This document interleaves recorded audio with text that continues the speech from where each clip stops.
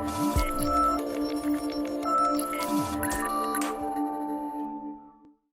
everyone, Justin Meyer here with this week's educational moment. Today I want to talk to you about the real cost of your low-cost advice.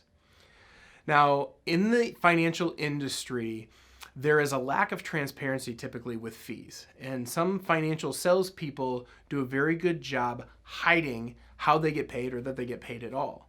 In Financial Strategies Group, we try to counter that by being very transparent and spending a lot of time with our clients, making sure they understand that we do get paid to do what we do, how we get paid to do what we do, and we even show right on our statements exactly how much you're paying your advisor.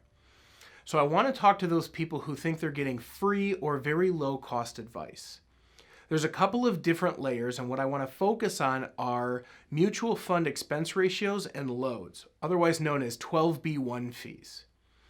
So here I want to show you a report on the screen, and this is an actual A-share mutual fund, right? A-shares are just the share class, and this is how mutual fund managers identify how the fees are broken down. A-shares typically pay what's called a front load, or you pay to buy the fund. Now in this particular fund, you can see here the max front load is 3%. This is actually pretty low, or at least below the average for a lot of A-share mutual funds, some of them as high as 6% just to buy the fund.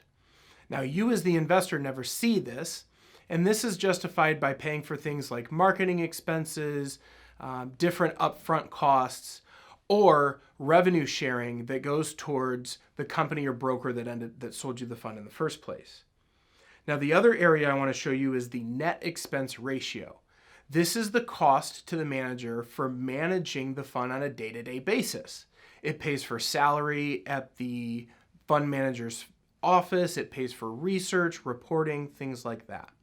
Most people understand that there's an expense ratio, but again, this is baked into the fund.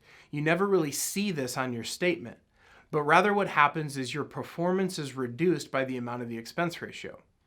For example, if you have a fund that yields 8%, but there's a 1% expense ratio, you're credited the net 7% on your statements.